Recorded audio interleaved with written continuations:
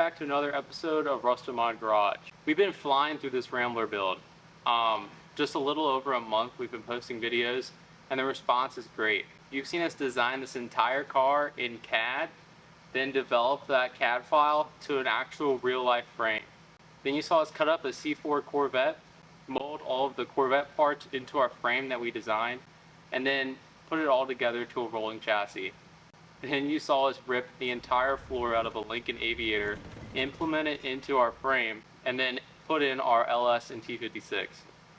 So now we're on to some of the final stages of fabrication on this. You saw us in the last episode cut the entire floor out and the entire firewall. So now all that's left to do is put the two together and make our Rambler station wagon into reality. But before we do that, what really makes a build, in my opinion, and what could really make a build look kind of weird is a wheel choice.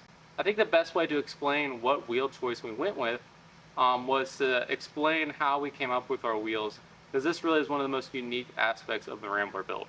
So this wheel here is the original Rambler wheel. It's a steel wheel. It's a 15-inch wheel with a white wall around it. It's really skinny, but it's still a really classic look and would make the car look pretty good. I think everybody that remembers a Rambler station wagon going down the road remembers these white wall wheels on them. So we really wanted to make it more of a pro touring style car and have the performance aspect. I mean, we're putting an entire Corvette underneath of this thing, so we want to have that performance aspect. But if you ever try to find these white wall tires, they're insanely expensive and really hard to find, and they're not going to be a performance tire. So we could just go and put some aluminum American racing wheels or some crazy rotiform wheels on them, which would be awesome, but we didn't really want to ruin the look of the car. So what we decided to do, since we couldn't find anything that would fit our needs, was we started from scratch. So we know we wanted a 10-inch wide wheel on the car on all four corners. So with the white wall, that kind of draws your eye and it kind of makes you think that the car is a lot smaller than what it is, because it looks like a bigger wheel, but it's only a 15. But the white wall really makes it look very large. So I love the look of steel wheels. And so what we did was we implemented these aluminum steel wheel. So they have all the performance aspect of an aluminum wheel, but they look like an old school steel wheel. And we made these ourselves. So we could have gone out and bought a Detroit steel wheel, which is a great wheel company. And there's a bunch of other steel wheel manufacturers out there, but they would just be very heavy, and it would kind of defeat the purpose of having a lightweight. We have an aluminum engine, aluminum diff, aluminum transmission, a very lightweight frame from a Corvette, aluminum front suspension, so why not go with an aluminum wheel? So with the size and everything that we needed, nobody really made this wheel that was very affordable. So we had to make it ourselves. So I can put some video footage along as I'm explaining it to you. We found a wheel that was the size that we needed. It was 10.5 by 20-inch wheel. So that white wall diameter is the same as that wheel diameter up front. The OD of that to the OD of that. So we got a 20 by 10 wheel that we're going to cut the centers out, get rid of the big swampers, and make the world's coolest OEM style aluminum wheel that looks like a steely. And once we found the wheel that we needed, we ended up cutting the entire center of the wheel out, as you can see here. So this started out as an F250 Super Duty wheel. It was the correct size that we needed. It ended up being aluminum. So we put it on our water jet and cut the entire center of the wheel out. And then we had hoops. Now you can buy these hoops with the correct size that we need, but they're just very expensive, and I could buy 4 of them for the price that I could get 1 hoop and then just cut the centers of them out on the water jet.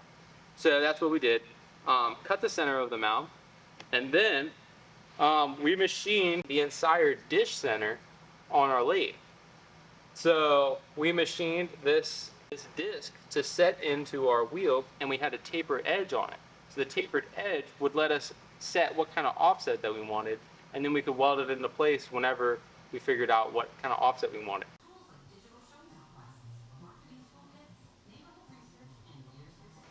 So then once we figured out the diameter of the wheel and how big we wanted the wheel, we could design it in CAD and then implement that wheel drawing into our CAD file. Then we could see where it was going to rub, if it was going to rub, where it's going to turn, where it's going to be set at. Once we had the whole thing drawn up and figured out what the correct measurements are, we then fit the wheel up onto our chassis. All right.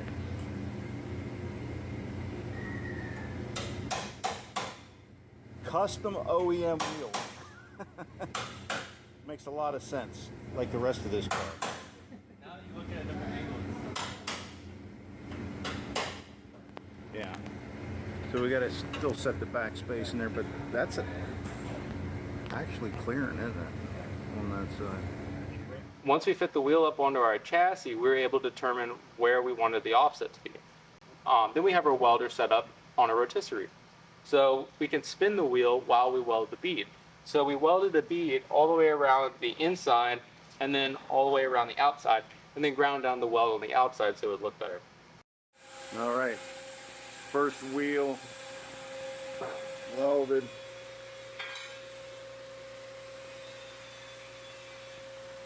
It is Tuesday. We gotta get them finished, like everything else. Just the rotary set up. And there's the rest of them. Got them all dialed in terms of depth, trying to keep it even. First set of wheels we've tried to make. Once we got that done, the wheel was made.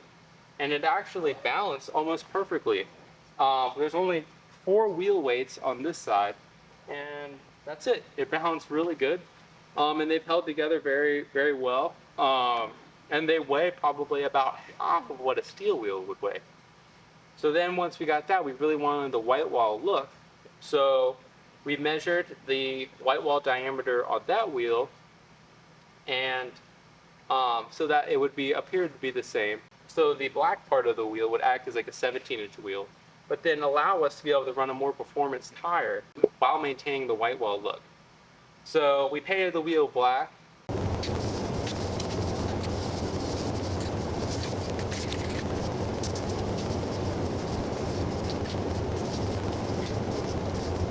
And then cut out a template for our wheel to be painted, and then painted the outside of it white. That gets us the white wall look while having an aluminum wheel that also will support a performance tire. So this is the wheels that we're going to put on our Rambler, and that's how we made them. Alright, so now that the wheel part is explained, we'll jump back into the rest of the video where we actually put our frame and our chassis together. But before we get into the rest of the video, I wanted to tell you guys about Shop Nights. We are having an event here called Shop Nights, and it's on July 29th. And we just want to see your guys' rides. If you guys are in the local Southern Maryland area, we can meet you guys, see what you guys are building. You can check out some of the builds that we have, take a tour of our shop.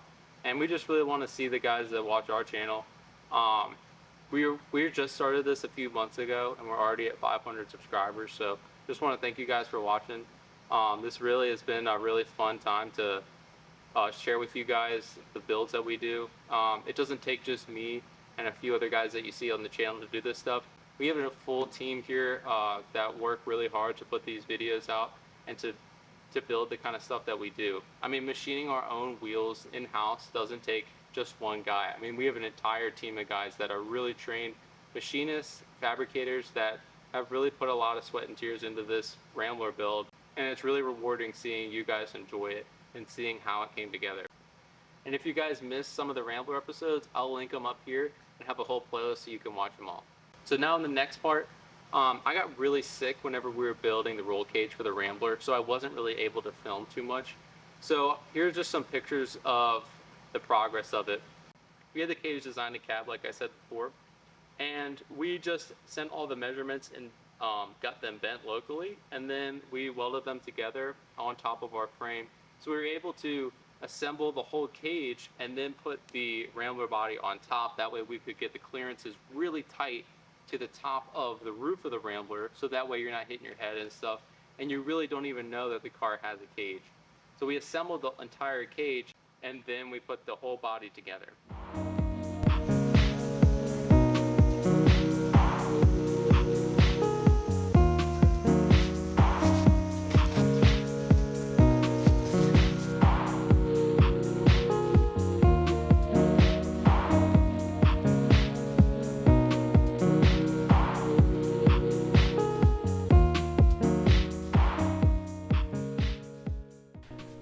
So then we had to place our frame directly underneath the Rambler body. It was a lot of measuring and a lot of positioning, trying to fit the Rambler new frame under the body that we just cut out, because it has to be in the perfect position, so when the body gets lowered down onto the frame, it's perfectly set and we can start measuring stuff.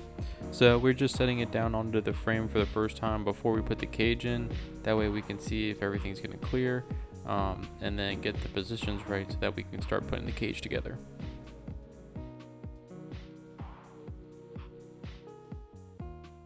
So now we started to mock up the cage. I was there only half the time, like I said before, because I was sick, but the cage was starting to get mocked up, and then we were able to set the body down, make sure that the cage wouldn't hit the roof of the car, and then get everything set so the cage is as tight to the roof as possible.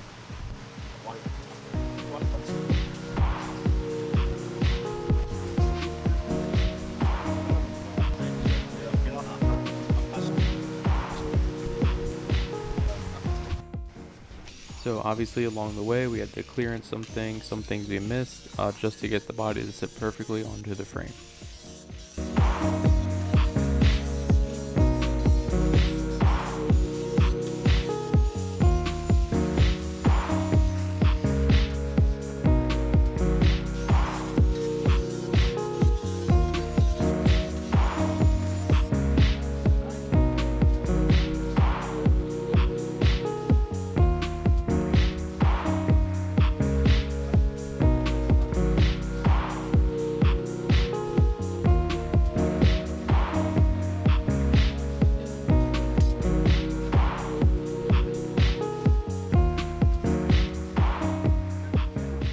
So finally, after all this time, we got the body sitting right where we wanted, right on top of our firewall. It goes together perfectly, so now we can start painting this thing and getting it prepped.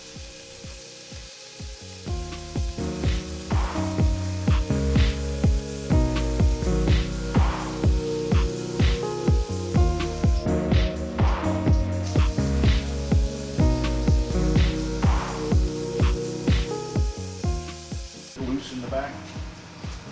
Yeah, we gotta roll it forward, but I mean, we can probably just push that. So now at this point, we can unhook our exoskeleton cage since the body's sitting onto their frame. That way we can get that out of the way so we can start actually attaching the body to the frame. Right now it's just sitting on there, so that way we can roll it out, get easier access, put it up on the lift, put it in the air, and then weld it from underneath. So we're getting our exoskeleton cage out of the way, and then once we do that, you'll see in the next episode where we start welding this whole thing together.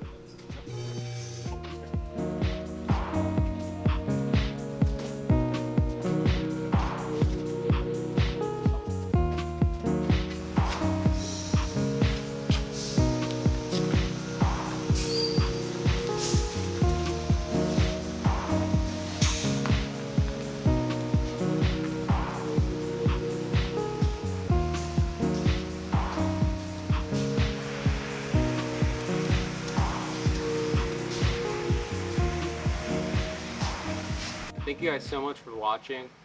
In the next video, we're really gonna weld this whole thing together, and you guys will see the whole process of how we put the whole two pieces together and get this thing to be one solid car. Thank you so much for watching. It takes a lot to make these videos and to do crazy builds like this. We have a ton of builds that we're gonna be doing in the future once this Rambler video is done. As you can see behind me, we're working on a ton of other projects. There's a Coyote behind me, a Jeep frame that you guys will see soon. We just have a bunch of projects that we want to share with you guys, and that's why we want to make these videos. So if you guys want to see more videos, make sure you guys like, comment, and subscribe. It really helps the channel out. And once the Rambler series is finished, you guys can see us autocross it, track race it, drag race it, do a bunch of different stuff with it. We're going to be driving this thing across country on Power Tour, on Hot Rod Drag Week, on a bunch of different stuff. So you guys will see a ton of Rambler footage to come once we get this thing done. So definitely like, comment, subscribe, and stay tuned for that.